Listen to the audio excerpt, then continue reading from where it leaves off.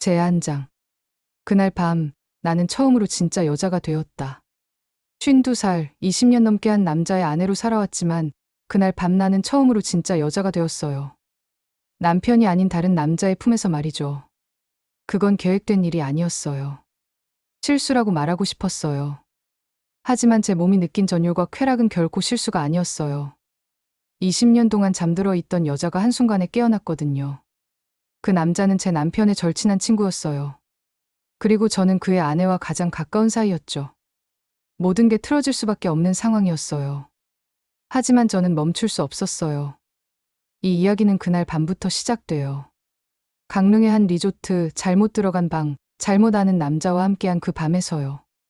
남편 박병수와 저는 부부 동반 여행을 떠났어요.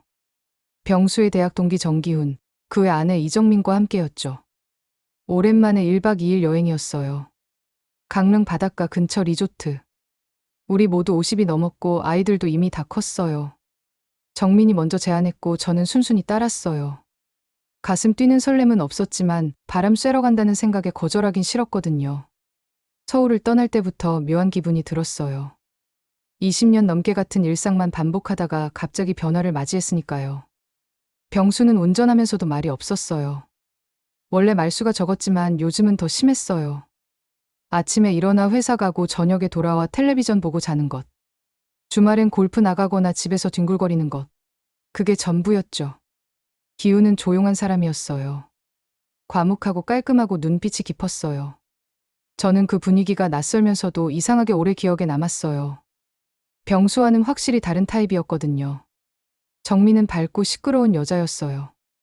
병수와 기훈이 어울릴 때면 저는 그 둘이 함께 늙어가는 것 같은 기분이 들었어요. 저와는 다른 시간 위에 있는 사람들 같았죠. 숙소에 도착했을 때 해가 지고 있었어요. 파도가 은빛으로 반짝였고 가을 바다 특유의 쓸쓸함이 있었어요. 방은 2개였고 각 부부가 하나씩 사용했어요. 잠깐 짐을 풀고 식당으로 내려갔어요. 회, 해산물, 고기, 전복죽까지. 술도 빠질 수 없었어요. 병수는 기훈과 건배를 반복했고 잔이 비워질 때마다 기훈의 눈빛이 천천히 풀렸어요. 저는 소주 한두 잔으로 그쳤고 정민도 금세 얼굴이 붉어졌어요. 그날 병수는 기분이 무척 좋아 보였어요. 기훈과 대학 시절 이야기, 여자 이야기, 군대 이야기까지. 남자들끼리만 아는 추억들을 털어놓으며 웃고 있었어요. 저는 그 웃음 속에 끼어들지 못했고 술에 젖은 남자들 틈에서 서서히 멀어졌어요. 정민이 먼저 방으로 올라간다며 자리를 떴고 저도 따라 일어났어요. 정민은 휘청이며 걸어갔고 저는 정민과 반대편 복도로 들어와 제 방에 들어섰어요. 샤워를 하고 로션을 바르고 침대에 누웠어요. 한동안 휴대폰을 만지작거리다 불을 끄고 누웠어요. 병수는 들어오지 않았어요. 오늘은 혼자 자겠구나 생각하고 눈을 감았어요. 한참 후 문이 열렸어요. 저는 병수가 돌아온 줄 알고 이불을 고쳐 잡았어요. 술 냄새가 났고 발소리가 조심스러웠어요. 병수가 침대에 올라와 제 옆에 누웠어요. 말이 없었어요. 손이 제 어깨를 넘어 목덜미에 닿았어요. 입술이 닿고 손이 옷 안으로 파고들었어요. 저는 몸을 맡겼어요. 병수가 원하면 저는 언제나 받아주는 쪽이었거든요. 그런데 오늘은 달랐어요. 입술의 감촉, 손의 크기, 허리를 끌어당기는 방식. 섬세하고 느리고 정교했어요. 제 가슴을 어루만지는 손길이 달랐어요. 병수는 항상 성급했거든요. 빨리 끝내려는 타입이었죠. 하지만 이 손은 천천히 마치 제 몸의 모든 부분을 기억하듯 만지고 있었어요. 젖꼭지를 손끝으로 살짝 건드리고 배를 천천히 쓸어내리고 허벅지 안쪽을 간지럽히듯 어루만졌어요. 저는 처음엔 혼란스러웠지만 곧 정신이 멀어졌어요. 숨소리와 체온, 기운이 제 안에 들어올 때의 깊이를 단박에 알 수 있었어요. 이 사람, 병수가 아니다. 저는 잠시 멈춰야겠다고 생각했어요. 하지만 이미 제 몸은 반응하고 있었고 심장은 미친 듯이 뛰었어요. 기운의 것이 제 안 깊숙이 들어왔을 때 저는 작은 신음을 내뱉었어요. 병수와는 확실히 달랐거든요. 크기도, 각도도, 리듬도. 저는 기운을 받아들였어요. 오히려 적극적으로요. 제 다리를 기운의 허리에 감고 허리를 들어 맞췄어요. 기운과의 움직임은 놀라울 만큼 짜릿했고 저는 결혼 후 처음으로 몸 전체가 살아있는 것 같았어요. 20년 넘게 잊고 살았던 쾌락이 몸 전체로 퍼져나갔어요. 기훈은 제 목을 살짝 깨물고 귓불을 혀로 핥았어요. 저는 참지 못하고 기훈의 등을 긁었어요. 손톱 자국이 남을 정도로 세게요. 기훈이 제 안에서 더 깊이 움직일 때마다 저는 이런 쾌락이 존재한다는 것조차 몰랐다는 사실에 놀랐어요. 제 몸이 이렇게 반응할 수 있다는 게 신기했어요. 기훈의 굵은 숨소리와 함께 저도 목을 젖히며 신음했어요. 끝나고 기훈은 저를 안았어요. 조용히 아무 말 없이요. 저는 기훈의 품에 안겨 제 몸의 모든 신경이 떨리고 있다는 걸 느꼈어요. 기훈이 누구인지 저는 알고 있었어요. 정기훈.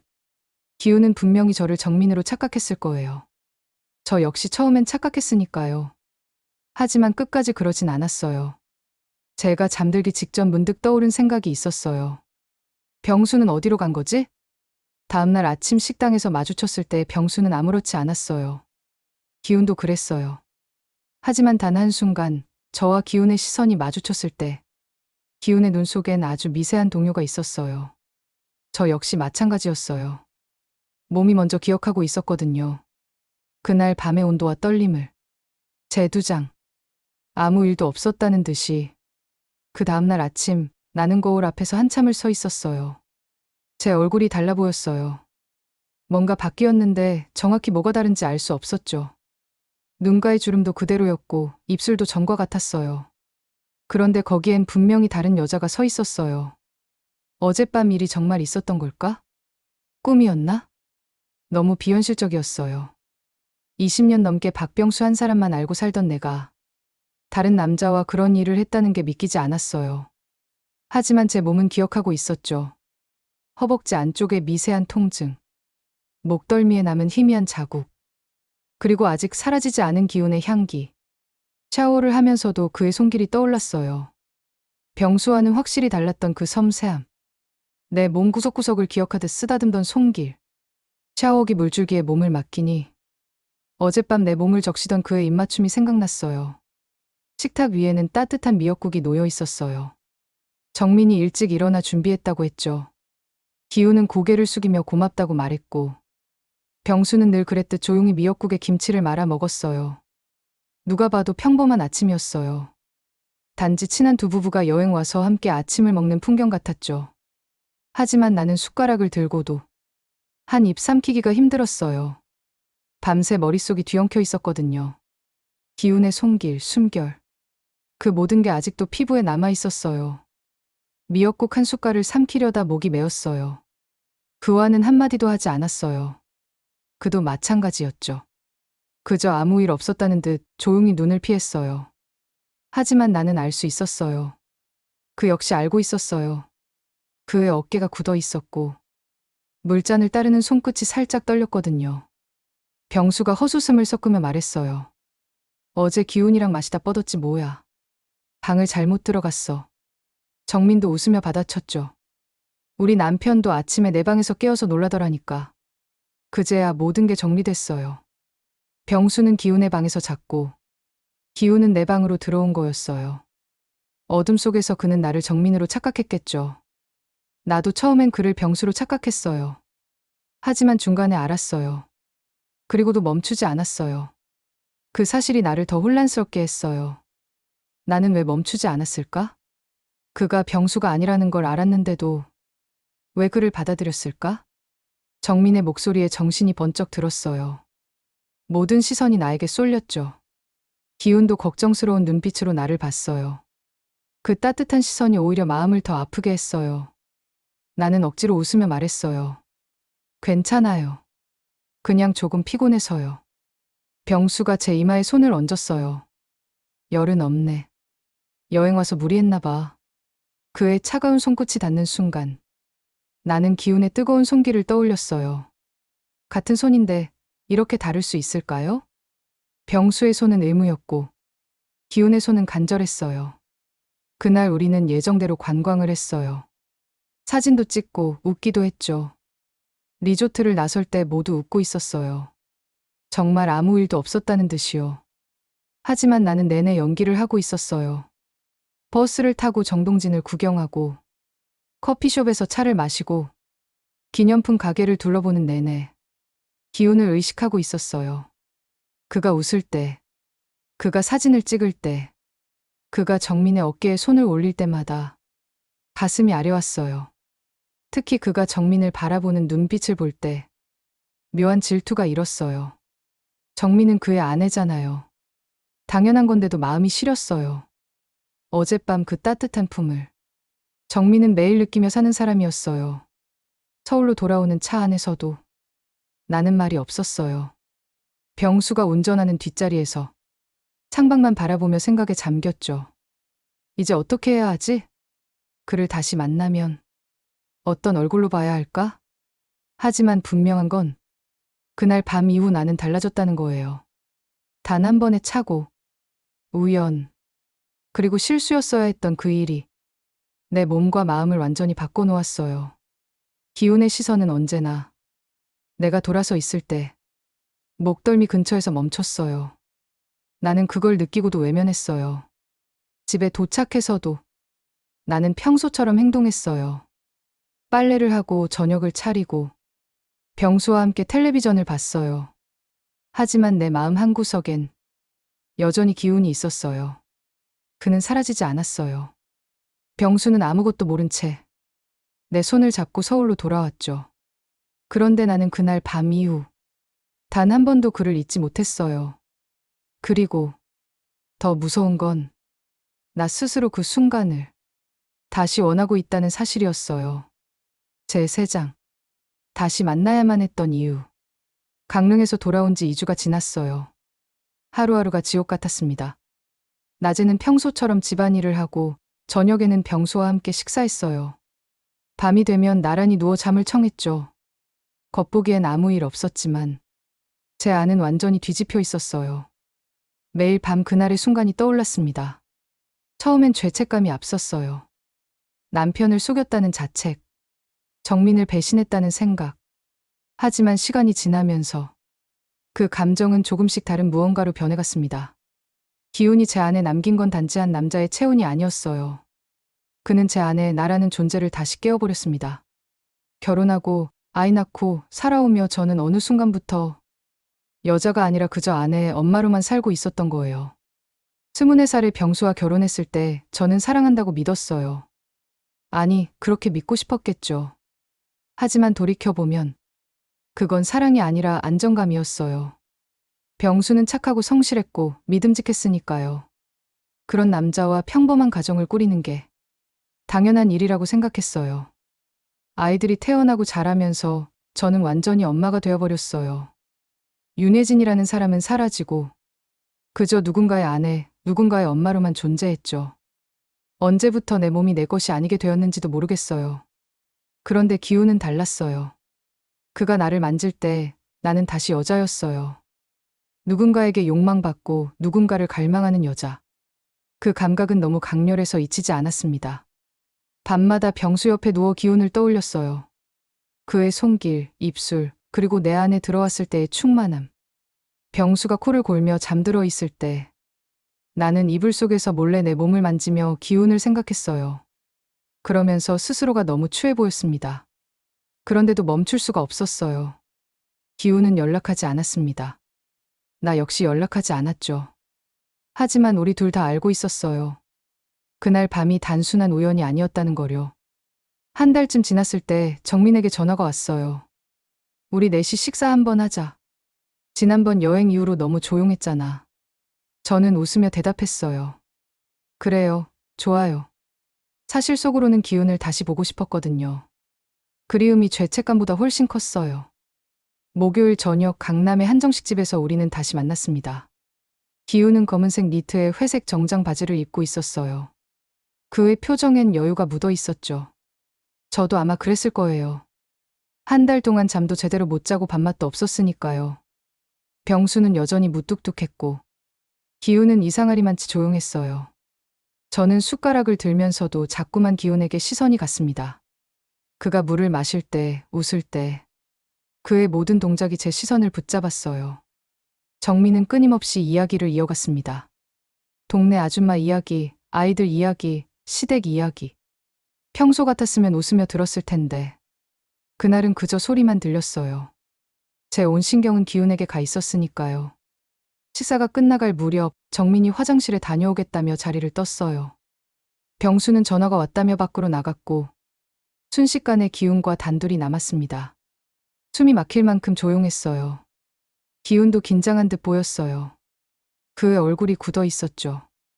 한참 동안 아무도 말을 하지 않았습니다. 그저 서로를 바라봤어요. 기훈이 조용히 물잔을 들어 올리더니 낮게 말했어요. 그날 기억나지 않아요? 그 순간 제 심장이 멎는 줄 알았습니다. 그의 목소리엔 여전히 그날 밤의 온기가 남아 있었어요. 잊을 수 없다고 말하는 듯한 눈빛이었죠. 그리고 저도 알았습니다. 이 만남은 피할 수 없다는 거요. 우리가 다시 만나야만 했던 이유. 그건 아직 끝나지 않은 감정 때문이었어요. 다음 이야기가 궁금하신가요? 좋아요와 구독으로 계속 함께 해주세요. 저는 대답하지 못했습니다. 그저 물끄러미 기훈을 바라봤어요. 그의 눈빛은 너무 또렷해서 피할 수 없었습니다. 그 눈 속엔 저와 똑같은 고민, 똑같은 갈등이 담겨 있었어요. 저도 잊을 수가 없다고 겨우 그 말을 꺼냈습니다. 목소리가 떨렸어요. 기훈의 눈에 스치는 감정이 있었어요. 그건 안도였을까요? 아니면 절망이었을까요? 그는 제 이름을 불렀습니다. 너무 간절한 목소리로요. 그 순간 저는 알았어요. 기훈도 저와 같은 마음이라는 걸. 그날 밤 이후로 저를 잊지 못했다는 걸. 우리는 아무 말 없이 서로를 바라봤습니다. 그날 밤의 온기와 떨림이 다시 공기 속에 번져 있었어요. 그때 깨달았죠. 그 기억 속에 갇혀있던 건 나 혼자가 아니었다는 거요. 기훈 역시 매일 밤 나를 떠올리며 괴로워했다는 거요. 정민과 병수가 돌아오기 전에 우리는 다시 긴 침묵 속으로 들어갔습니다. 하지만 이미 모든 게 정해진 듯 했어요. 우리는 다시 만나게 될 거예요. 언제가 될진 몰라도 분명 그럴 거라는 확신이 들었어요. 그렇게 우리의 두 번째 이야기가 시작되었습니다. 정해진 약속도 계획된 말도 없었지만 우리는 이미 마음 깊은 곳에서 알고 있었어요. 이건 단순한 선택이 아니라 피할 수 없는 운명이란 거요. 집으로 돌아가는 차 안에서 저는 기훈의 눈빛을 계속 떠올렸어요. 그 간절함, 그 갈망. 그게 나와 같은 마음이라는 걸 깨달았을 때 가슴이 터질 듯 벅차올랐습니다. 하지만 동시에 두려웠어요. 이제 정말로 돌이킬 수 없는 길에 들어선 것 같았거든요. 그날 밤 병수 옆에 누워서도 잠이 오지 않았어요. 기훈의 목소리가 계속 귀가에 맴돌았죠.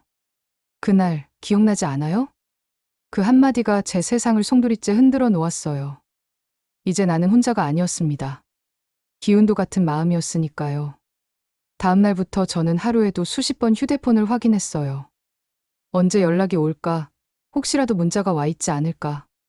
하지만 며칠이 지나도 아무 소식이 없었어요. 그럴수록 그리움은 더 커졌습니다. 시장에 가면서도, 빨래를 하면서도, 저녁 반찬을 준비하면서도 온통 기훈 생각뿐이었어요.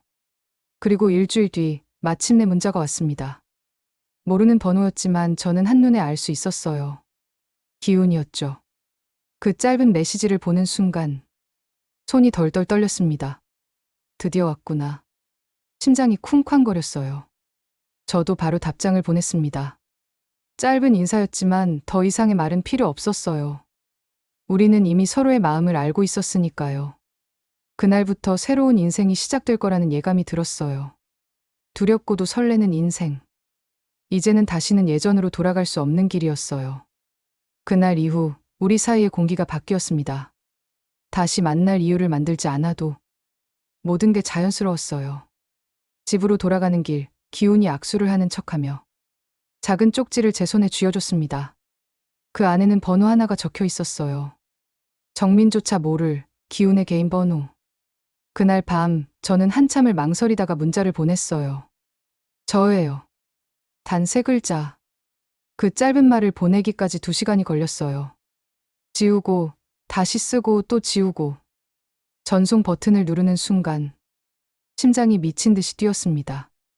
답장은 금방 왔습니다. 다음 주 화요일 시간 돼요? 저는 짧게 답했어요. 네. 그렇게 우리의 비밀스러운 만남이 정해졌습니다. 화요일이 오기까지 일주일은 끝없이 길었어요. 하루가 1년 같았죠. 병수 앞에서는 평소처럼 행동했지만 마음은 계속 들떠 있었습니다. 무엇을 입을지, 어떤 향수를 뿌릴지, 머리는 어떻게 해야 할지. 20살 첫 데이트처럼 떨렸어요. 거울 앞에서 옷을 갈아입기를 수십 번. 너무 화려하면 이상할 것 같고, 너무 평범하면 실망할까 걱정됐어요. 결국 검은 원피스에 진주 목걸이를 매기로 했습니다. 단정하면서도 여성스러운 스타일이었죠. 화요일 오후 3시, 강남의 조용한 일식집에서 우리는 다시 마주했습니다. 계속 듣고 싶다면 구독과 좋아요로 함께 해주세요. 강릉에서 돌아온 지 2주일이 지났어요. 그 시간은 마치 지옥 같았습니다. 낮에는 평소처럼 집안일을 하고, 저녁에는 병수와 식사를 하고, 밤에는 나란히 누워 잠을 청했죠. 겉보기엔 아무 일도 없었어요. 하지만 제 안은 완전히 달라져 있었습니다. 매일 밤 그 순간이 떠올랐어요. 그의 손길, 숨결, 그리고 떨림. 처음엔 죄책감이 앞섰습니다. 남편을 속였다는 죄, 친구를 배신했다는 생각. 하지만 시간이 지나자 그 감정은 조금씩 다른 얼굴을 드러냈어요. 기훈이 제 안에 남긴 건 단순한 체온이 아니었어요. 그는 제 안에서 잠들어 있던 여자를 깨웠습니다. 결혼하고 아이 낳고 살아오며 저는 어느새 아내와 엄마만 남았더군요. 윤혜진이라는 사람은 사라진 지 오래였어요. 24살 병수와 결혼할 때 저는 사랑한다고 믿었어요. 아니, 그저 안정감을 사랑이라 착각했던 걸지도 몰라요. 병수는 착하고 성실했죠. 하지만 그건 따뜻함이 아니라 익숙함이었어요. 그저 괜찮은 결혼일 뿐이었어요. 기훈은 달랐어요. 그의 시선, 그의 손길. 그 모든 게 저를 여자로 만들었어요. 누군가에게 욕망받는 여자. 누군가를 원하는 여자. 그 감정은 너무나 생생했고 무서우리만큼 달콤했어요. 밤마다 병수 옆에 누워 기훈을 떠올렸습니다. 그의 체온, 그의 숨결, 그의 이름. 병수가 곤히 잠들면 저는 이불 속에서 몰래 눈을 감고 그날 밤을 다시 떠올렸어요. 그러면서 스스로가 너무 추하게 느껴졌어요. 하지만 멈출 수는 없었어요. 이미 제 안에 무언가는 깨어나 있었으니까요. 기훈은 연락하지 않았어요. 저도 하지 않았습니다. 그런데도 우리 둘 다 알고 있었죠. 그날 밤은 실수가 아니었다는 거요. 한 달쯤 지났을 때 정민에게서 전화가 왔습니다. 다 같이 식사 한번 하자. 그 말에 저는 아무 말 없이 웃었어요. 사실 그를 다시 보고 싶었거든요. 그리움이 죄책감을 이겨버렸어요. 목요일 저녁 강남의 한정식집. 그가 먼저 와 있었습니다. 검은 니트에 회색 정장 바지. 그의 눈빛은 여전히 깊고 차분했어요. 식탁 위엔 따뜻한 음식과 조용한 공기뿐이었어요. 병수는 평소처럼 말이 없었고 저는 자꾸 기운을 의식했죠. 그의 손이 젓가락을 들 때마다 그 손이 제 몸을 더듬던 기억이 되살아났습니다. 그 손을 잊을 수가 없었어요. 정민이 자리에서 일어났고 병수는 전화를 받으며 밖으로 나갔습니다. 순간 식탁엔 우리 둘만 남았어요. 시간이 멈춘 듯 고요했습니다. 기훈이 낮은 목소리로 말했어요. 그날 기억나죠? 저는 아무 말도 할 수 없었어요. 그저 고개를 들고 그를 바라봤습니다. 그 눈빛 속에 저와 똑같은 감정이 있었어요. 저도 잊을 수가 없어요. 내가 그렇게 말했을 때 기훈의 눈동자가 살짝 흔들렸어요.